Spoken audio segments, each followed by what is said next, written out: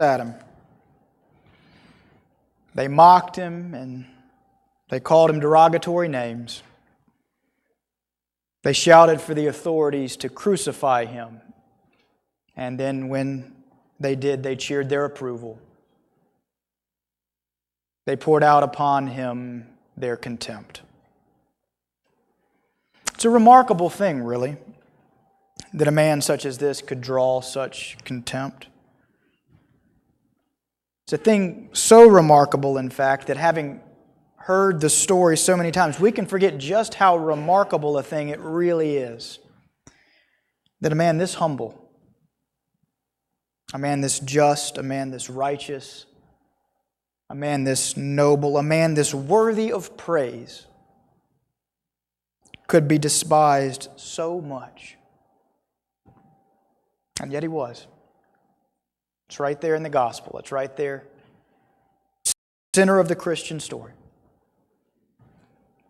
Here was a man true and pure and noble and excellent, a man who, if ever there were such a thing as a man worthy of praise, here was such a man.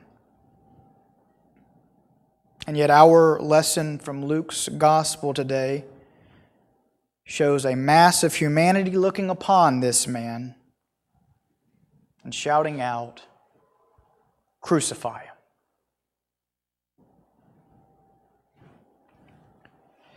In preparation for Holy Week, I spent this past week reading through the Gospel of Luke, start to finish, over and over again, just to get the flavor of things. And as always, I was struck by many things in the Gospel. But one of the things that I was most struck by this week as I came again and again to this passage from Luke chapter 23 was the way Jesus' words in the face of this hatred and violence and ridicule, how the way that Jesus' words here were of such a piece with His character throughout the entire narrative leading up to it. Does that make any sense? I was struck by how the words Jesus offers here, right in this moment, are in such accord with the character He displays throughout the entire story. As the moment of impact comes, as Jesus is nailed to this cross, Jesus now speaks these words, "Forgive them, Father, for they know not what they do." In the face of all of this, Jesus responds, "Forgive them, Father, for they know not what they do." It struck me as I read the gospel over and over again, when I came to this point, it struck me that this response that He makes now is perfectly resonant with everything else we saw Him do before. It's completely in line with His character. Now, there's so much that we could discuss together on this Palm Sunday. So many different directions to go theologically with this passage. There's so much to be said about Jesus' willingness to go to the cross on our behalf and for our sin. And this coming Holy Week, we will have much to say about all of these things. But for today, for our Palm Sunday purposes, I want us to simply focus here on the person of Jesus, on the God who made Himself nothing on our behalf, now hanging here on this tree unjustly. And instead of responding with hate or with anger or with bitterness or with resentment, I want us to instead focus today on how He responds to this moment with humility and with compassion and with pity and with love. Today on this Palm Sunday, I want us to look at Him as He is just now, I want us to see Him right there, high and lifted up on that cross, and saying, "Forgive them, Father, for they know not what they do." I want us to see Him hanging there. And I want us to focus on, and I want us to meditate on, and I want us to think about His response. Now, as we're seeing Him there, as we're looking on Him high and lifted up on this cross, as we're reflecting on His unfathomable response to it, as we're doing all of that, I want us to quickly turn back to Paul's letter to the Philippians. We've spent a great deal of time in Philippians together these past 4 weeks. And we've seen how Paul has held Jesus up to the Philippians as the example by which Christ's followers are supposed to live. And we've seen how Paul has offered his own self-giving life as an imperfect example of this. And here now in Philippians chapter 4, we see Paul give a short 2-sentence summary statement of all that he has said before, of everything that he's been trying to teach the Philippians in this letter.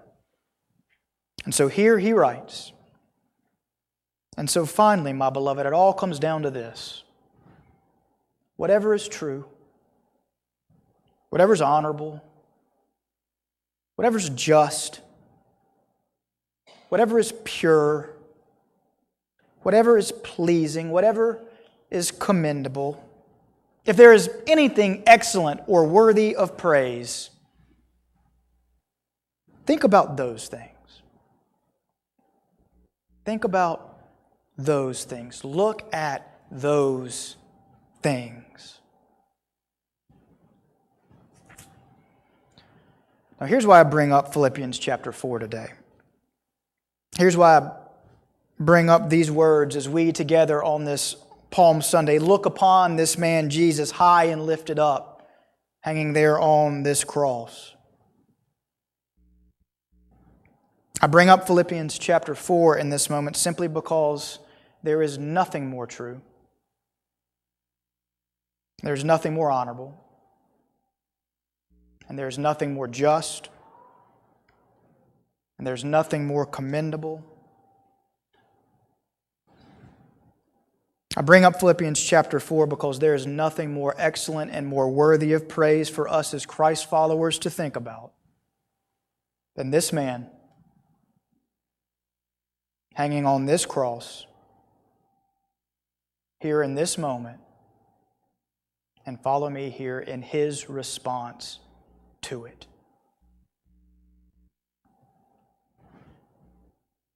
Having said that, let me read this little summary statement from Philippians to you once more. "And so finally, my beloved, it all comes down to this.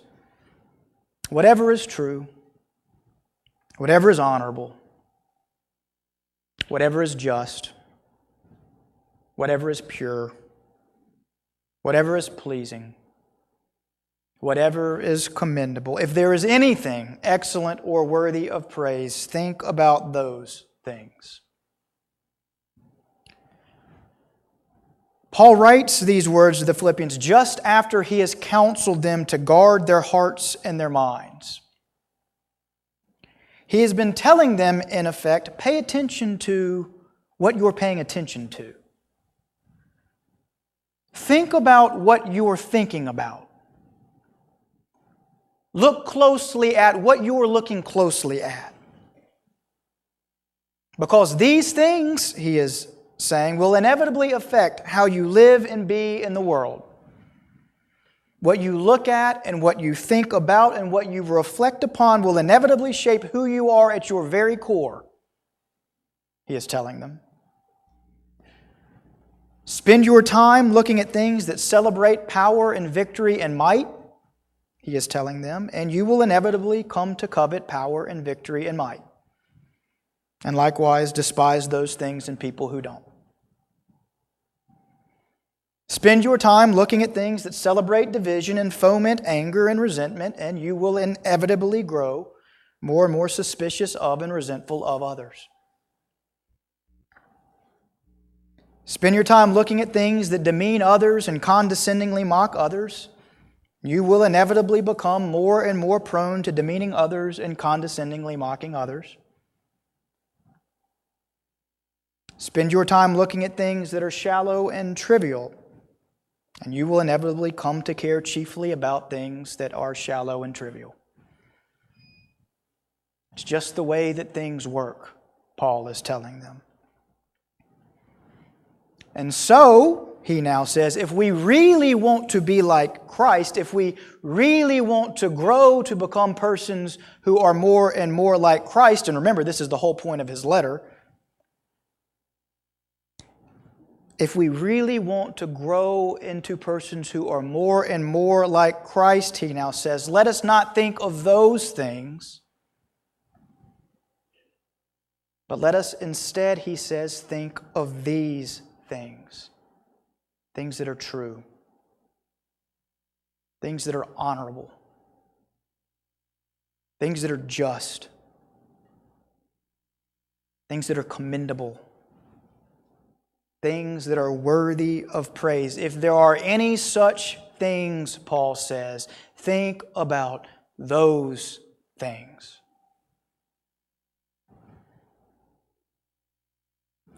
Well, I unpack all this from Philippians so as to simply say this once more. There is nothing more true or honorable or just or praiseworthy for us to look at as Christ followers than this Jesus now hanging before us on this cross. And so per Paul, if we want to become more like Him, we must look at Him. You follow that? We must stop looking so long at things other than Him and things contrary to Him and spend more time looking at Him. We must let Him, that is, His presence, His example, His character, His Spirit, His very being, we must let Him, not all of those other things, we must let Him begin to affect us and shape us and orient the way we live and be in the world. That is Paul's point. So yes, we must look on Him. Must look on Him high and lifted up on that cross. And unlike the crowds looking at Him and shouting insults at Him and hating Him for His humble and loving and self-sacrificial way, we instead, as His followers, must love Him for it. And we must seek to live in such a way ourselves. And that leads me back now to my comment earlier about how resonant Jesus' words are in this moment with His entire character leading up to it. What I was struck by while reading through Luke's gospel this week was that in order for Jesus to respond the way He did in this moment, it took a lifetime of His responding in such a way in preparation for it. Does that make any sense? It's important for us to note that when Jesus says, "Forgive them, Father, for they know not what they do," He clearly means it. Right? The humility and the compassion and the love of His very being simply comes through. It just leaps off the page when we read it. And this is not because Luke is just such a tremendous writer. Instead, it's because Luke has captured the essence of this man whose life he has been narrating throughout this whole gospel. Jesus was prepared to respond this way in this critical final moment because of how He's responded to everything else leading up to it. He was ready. In Luke chapter 2, Luke writes of Jesus' growth from boyhood to adulthood, saying, quote, "And Jesus increased in wisdom and maturity." And Jesus increased in wisdom and maturity. Well, that increase is nowhere more demonstrable, is nowhere on more fitting display than right here on this cross as he now says, "Forgive them, Father, for they know not what they do."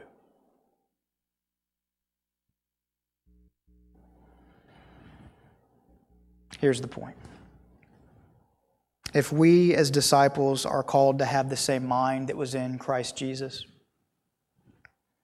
if we are to respond to reality in our own lives in the same humble, loving, selfless way that Jesus responded to reality in His,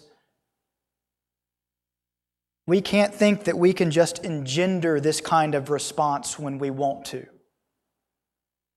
We can't just take on and off our Christ-likeness hats. It doesn't work that way.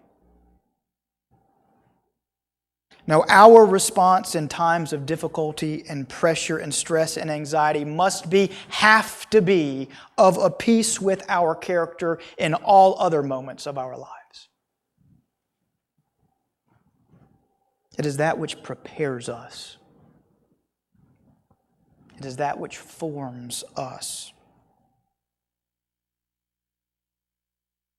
And thus, if we want to be able to respond to situations in our lives with the same kind of humility and love as Christ did, then we have to take all other moments in our lives captive to Christ's way as well. So here's what that means. It means that if we want to grow in our wisdom and our maturity, it means that if we want to increase in our stature of Christ's likeness, it means then that we must meditate on Him. It means that we must think about Him. It means that we must look at Him. And in looking at Him, it means that instead of despising Him for His humility and His selflessness and His willingness to be spit on and maligned, it means that we instead, unlike those crowds who rejected Him then and who reject Him still, it means that we must instead look upon Him as our model. It means that we must see Him as the most true, and the most pure, and the most just, and the most honorable, and the most excellent, and the most worthy of praise man in the history of the world. It means we must let the sight of Him there begin to affect the souls of us here.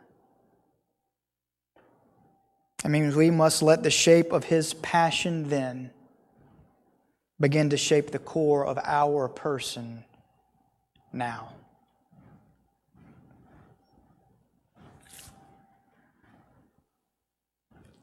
Dear friends, 2,000 years ago, the crowds who'd once hailed Him as King shouted for His crucifixion. All because they suddenly realized that He didn't represent the kingdom and the power and the glory that they wanted for themselves. 2,000 years later, crowds still reject Him for this same reason.